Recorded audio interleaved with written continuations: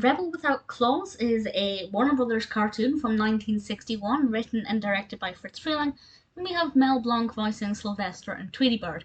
I love Sylvester and Tweety Bird as a duo.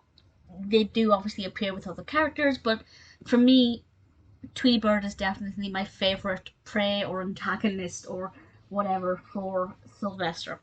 And this is actually set in the American Civil War, and I know next to nothing about the American Civil War, so I can't vouch for its accuracy.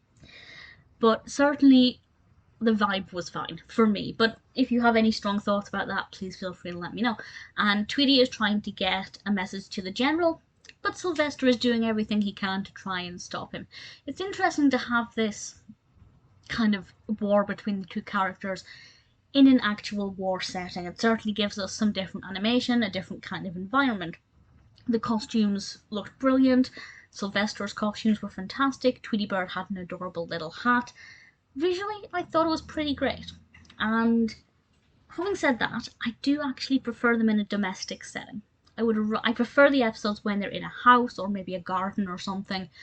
It just feels less staged, if that makes any sense. I guess that's because it's their natural environment. It's not very often you see cats and birds fighting in a civil war. But I could suspend my disbelief enough to enjoy it. But I'm glad that Sylvester and Tweety predominantly appear in more domestic environments.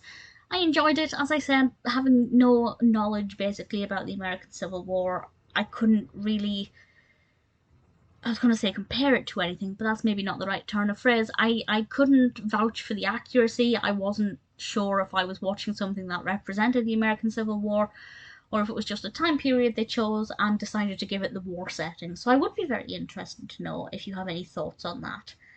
But for me, it was enjoyable enough, just on the surface level, well animated, decent pacing.